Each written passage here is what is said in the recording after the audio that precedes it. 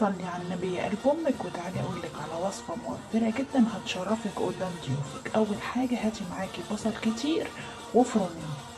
بعد ما فرمنا البصل هننزل بيه في صينيه ونحط عليه فصين توم مفرومين ونرفعه على النار. في الكبة مكان البصل هننزل بأي نوع بروتين عندك، عايزة تحطي لحمة ماشي، عايزة تحطي فراخ ماشي. أنا حطيت كبد وقوانص والقلوب بتاعت الفراخ هنفرمهم. أول ما البصلة يبدأ لونها يتغير هننزل بالكبد والقوانص اللي احنا فرمناها وهنسيبهم بقى على نار متوسطة لحد ما يتخللوا كويس جدا. هنحط بقى تركاية هتفرق معانا في الطعم جدا، حتة ليا فلفل أحمر حراق مفروم، رشة فلفل أسود ورشة بهارات لحمة، ولما تدخل في السوا هنظبط الملح بتاعها.